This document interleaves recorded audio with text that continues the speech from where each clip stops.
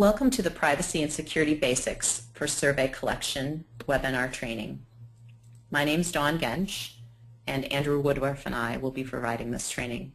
This training is part of the Nevada Quality and Technical Assistance Center training opportunities for leaders in Nevada, and we are part of the Healthy Living Up to Me system. Privacy and Security Basics for Survey Collection is the title of this training. It is a module that we feel is necessary for leaders to complete so that we are able to be compliant with the administration of this system, and it helps us with our funding as well as requirements with Stanford University, who oversees the chronic disease and diabetes self-management programs. So this is recommended for all leaders in Nevada. Let's now look at an overview of what this training is going to include. We want to provide you with an overview, an explanation of the purpose of the Privacy Act, the primary features of that act. We want to clarify who needs this privacy training. And as you can see, we've identified the who below there. We want to explain what type of information is protected under this act, talk about the disclosure that leaders and others involved with the data for facilitating workshops, the chronic disease and diabetes self-management program workshops.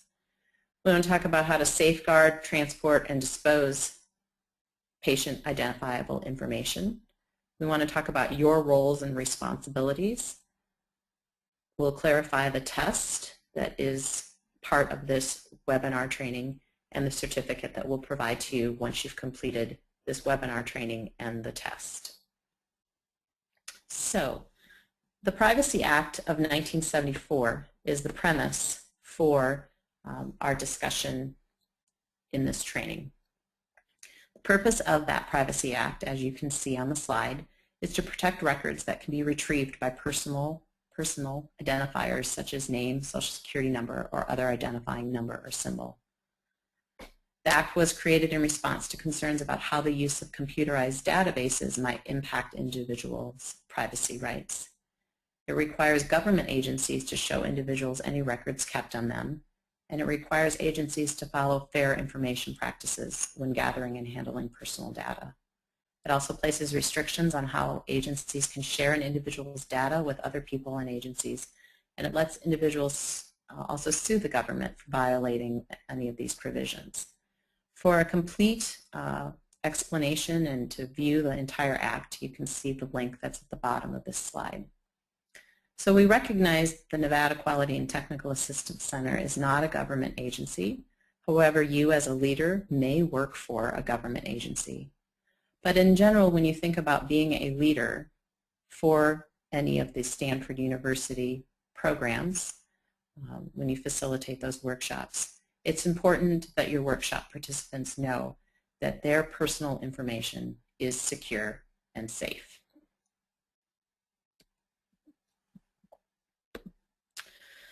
So we'd like to clarify who needs to be trained. If you're viewing this webinar, you've obviously been welcomed and invited to participate in this training. So most likely you're the right person to view this training. But if you are a person who works with sensitive information, personally identifiable information, or protected health information, you should go through this type of training. And you need to make sure that you are taking precautions to protect that information from unauthorized access, disclosure, theft, loss, or improper disposal. So you may be collecting information about all your workshop participants because they've registered for your workshop. And then when you are co-facilitating that workshop, you're going to collect more information from them in those pre- and post surveys. There's also information that's going to be discussed during the workshop during each of those 6 sessions, and that information needs to be confidential. So that information that you collect, you want to make sure that other workshop participants aren't seeing it. You want to make sure that other coworkers or volunteers, as well as your family members, are also not accessing that information. So you also need to know that people who need to be trained, it's anyone who is involved in that collection, handling of that data, both in hard copy or data entry in the data portal of that patient identifiable information on individuals that are in the workshops. So you can see the list there of all the people that we suggest be trained.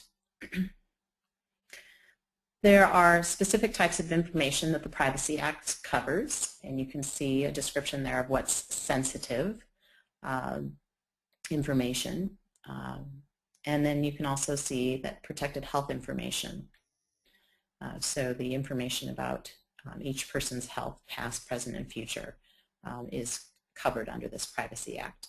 And again, we've provided the link for you to see all of the details of that law or that act for further clarification for your own learning and understanding.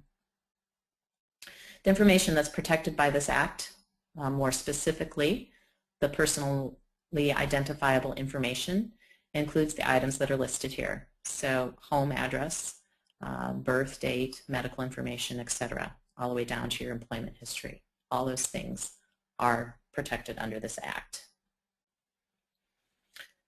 A definition of personally identifiable information means that information about an individual that's maintained by an agency, including but not limited to education, financial transactions, medical history, and criminal or employment history, and information which can be used to distinguish or trace an individual's identity, such as their name, social security number, date, and place of birth, mother's maiden name, biometric records, etc. So all of that information is protected under this Privacy Act. And again, for more information, the link is provided on this slide for you to read about that definition of personally identified information. So now that you know what is considered personally identifiable information and what we're trying to protect, let's talk about how do you safeguard that information. When you have that information in hard copy or electronically, you should always treat it as and label it as for official use only. You want to mark those documents or put them in an envelope where it's marked accordingly. So it does include not only the paper records, so that consent registration form and the pre and post survey or anything else that workshop participants are providing to you in hard copy, but it would include anything that you have from workshop participants in email or fax. So we recommend that you're always identifying emails or faxes as well as the paper information with that phrase for official use only. We also request that any records that you have be stored in locked filing cabinets. So when you're facilitating a workshop and you're doing that at a senior center or a library or even a location where you might be employed, you should always lock those materials up and have them in an envelope that is labeled for official use only. It shouldn't be left out on your desktop or in the area where the training is being provided. It should always be locked up and kept locked up in between each of those workshop sessions. Any electronic record that must be password protected and transferred via encrypted email. So once you have that information, once you have personally identifiable information and you need to get it to someone else or get it to us at the Nevada Quality and Technical Assistance Center, we want to talk about how do you do that and how do you do that safely. So when you hand carry the information and perhaps deliver it to the Nevada Quality and Technical Assistance Center, we've provided you with a cover sheet that you could use for that purposes, but you can just use your own cover sheet as well. From a mailing perspective, you can mail it, and mailing it via the U.S. postal system is just fine. You do not need to use FedEx or another method. But when you do that, again, you don't want to let people who see that envelope have an idea that there is personally identifiable information inside of it. So you would want to put all of your materials in a manila or white envelope, mark the envelope to the attention of the authorized recipient at the Nevada Quality and Technical Assistance Center, and again, not indicate that there is personally identifiable information on the inside. At the Nevada Quality and Technical Assistance Center, we do not want you to send any of this information to us electronically. We do not want you to scan and email back consent registration forms or pre-post surveys or anything that has personally identifiable information. We want you to deliver it to us by hand carrying or by mail, or if your organization has been trained on the use of the data portal for the Healthy Living Up to Me system, then that would be the alternative way of getting that information to us, and you would receive specific training on the use of that data portal. At certain points in time, you would dispose of the materials that have personally identifiable information. But certainly from the perspective of reporting to the Nevada Quality and Technical Assistance Center, you want to keep the information until you know that that information has been securely transferred to us. But for purposes of the Security Act, there are specific ways that you need to dispose of the personally identifiable information once it's time to do that. So the point is that you don't want others to be able to put the material back together and then recognize who the individuals are and their information, what their information is. So you can see the list here, quite an extensive list. Many of these things perhaps are not methods that you would ever consider. I think shredding is perhaps the most common and convenient way of disposing personally identifiable information that's residing on paper. So as a leader, coordinator, master trainer, person in Nevada who is involved with the Stanford University Chronic Disease or Diabetes Self-Management programs, we want you to make sure you understand your role and responsibility. So we really hope that you will take all of this seriously. The privacy and protection of others and the information that they provide to you is a serious thing. And so please respect that. Make sure you would want your own personal information to be private and that others will respect that too. So be conscious of your actions and how you're handling all of this material and information. Any messages that you might leave for any of your workshop participants, perhaps on a voicemail, you should also be making sure that you are being brief in what you're leaving as far as those messages and not leaving any personally identifiable information. And that would also be the case in any faxes or emails that you're sending to workshop participants or to others that are part of a workshop. Again, make sure that you know in advance where you're going to be keeping all of this. It could be in a locked drawer of your office. It could be in a locked box or container that you keep in the trunk of your car. Wherever that might be, but there needs to be a consistent place where you're keeping consent forms as well as the pre and post surveys or any other documents that you have from the workshops with personally identifiable information. You should not be sharing this with others. This kind of information shouldn't be shared with your coworkers, other volunteers, family members, etc. It's just not appropriate to be sharing with anyone else. And then another role and responsibility is to make sure that you know how you're going to transfer, store, and dispose of the materials and what those protocols are for the personally identifiable information. And again, as we've already shared, we request that you not email any personally identifiable information to others,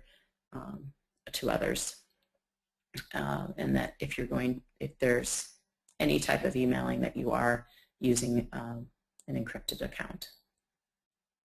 Furthermore, we want to make sure that as a leader, when you're co-facilitating a workshop, that you are advising program participants, the registrants, the people that are participating in the workshop, of their right to consent or refuse use of data about them. So that information and what you say to your workshop participants is contained in the welcome letter that you read either before the first workshop or during that first workshop. We want to encourage you to provide each workshop participant with a blank copy of the consent registration form, and we really hope that each participant will complete that and so that you can have that on file and then return it to us for purposes of data collection and reporting.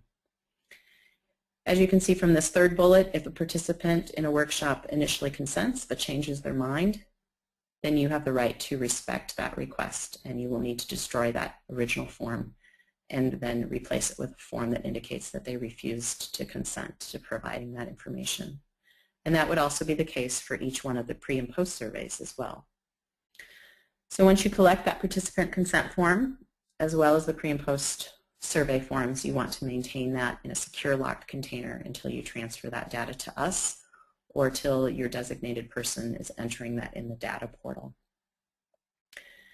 If you are maintaining hard copies because you are utilizing the data portal and perhaps you work as a leader for an organization that has their own license with Stanford University, according to the Security Act, you would want to retain that information for no more than 3 years. If you have any grant funds or other organizations that you're working with or for that has different requirements, you would want to adhere to whatever those lengths, time periods might be. And also, it's very rarely that any of you would keep any electronically scanned copies of this information, but if you do so according to the Security Act, that would all need to be in a secure password-protected database for no more than 3 years after any grant funding ends. So again, there's a few more points that we want to share about your role and responsibility.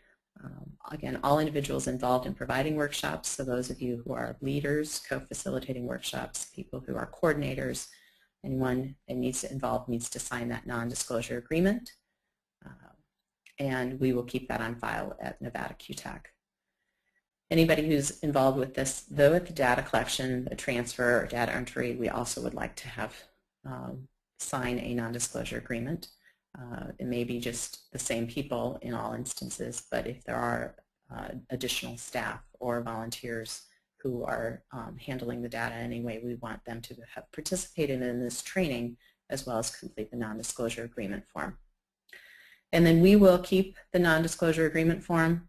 We say here in the slide that it's for 3 years, or if we have any grant requirements that would require us to do that differently, we would certainly let you know. There's a few more points that we wanted to amplify for those people who are master trainers, or specifically the lay leaders. So there is that script or that welcome letter that we encourage you to use again in a class prior to session 1, which is often referred to as class 0, or you would do it at the start of your first workshop session, session 1. If you would have any workshop participants that didn't come to the first session but they do on the second, you would still want to read that welcome letter or that script so that they understand about the data that they're providing, the personally identifiable information in that consent registration form as well as in the pre-post surveys.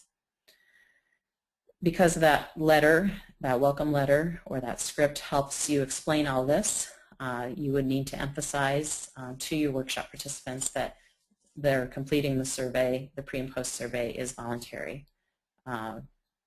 And that you want to make sure you are collecting those forms and surveys who sign the consent forms. And so you could use the tracking form that we have available on the nvhealthyliving.org website for leaders to use to help track who has completed and agreed to complete the consent registration form as well as the pre-post surveys. And again, the other role or responsibility as a master trainer and lay leader is to store those forms securely. For people who are more in the role of program coordinator or data entry, having access to the Healthy Living Up to Me data portal, again, you as well as the leaders would want to make sure that when you get the consent forms and or pre-post surveys from leaders, you would want to make sure you're storing those forms in a secure locked cabinet or location when not in use. When we receive that information from you at the Nevada Quality and Technical Assistance Center, we're going to enter that data into the data portal, and then we will destroy those materials. If you are entering it into the data portal, then you would destroy the materials. Any hard copies of materials that you feel need to be retained, again, shouldn't be retained more than 3 years, and if they are retained, they would need to be in a secure locked cabinet. Again, as I've stated previously, electronically scanned copies would rarely be the case, but if for some reason you do have electronically scanned copies, again, according to the Security Act, you would want that to be done in a secure password protected site for 3 years or until a grant or entity tells you to destroy them. So we've referenced the data portal in this training. Again, we have an additional training opportunity for organizations that want to directly enter their consent registration forms and pre-post surveys.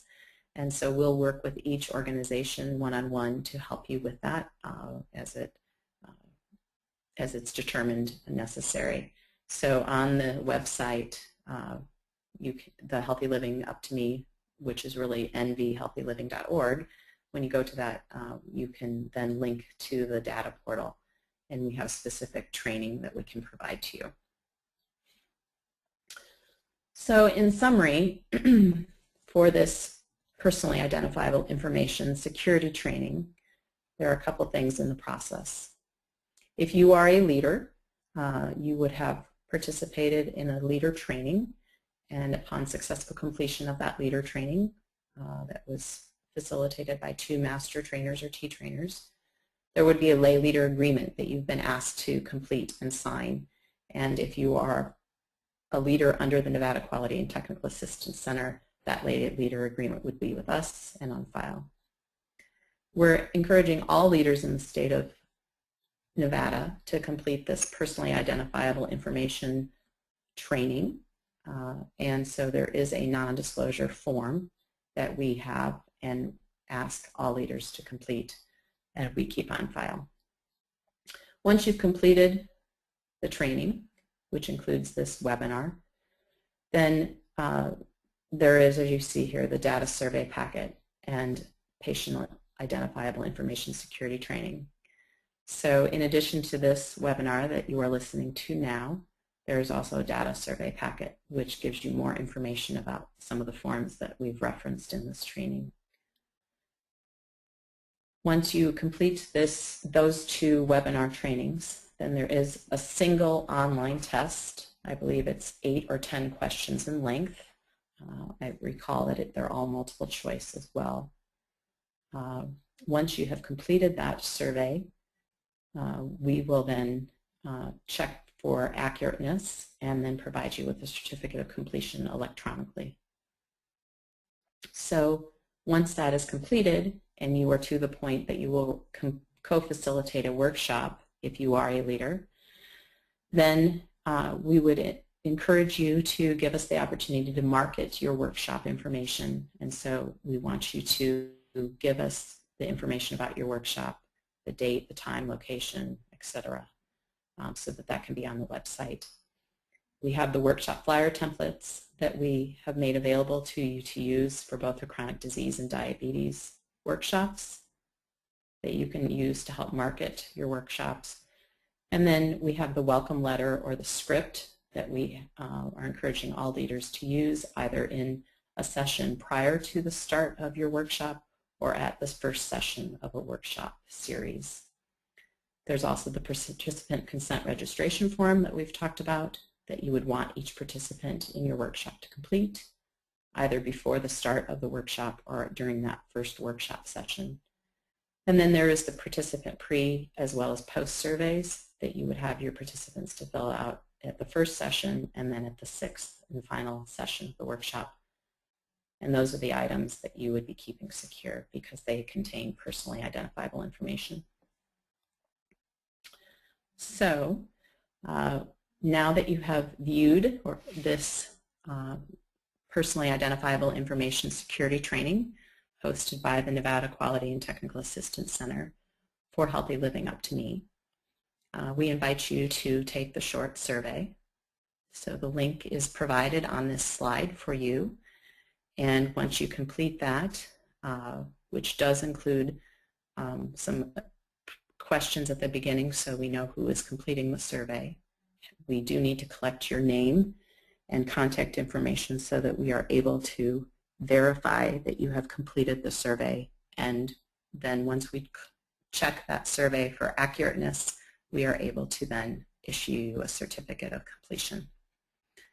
So we hope that this has been clear, and we do welcome you informing us when something has not been clear and telling us how we can improve upon this personally identifiable information security training. We thank you for your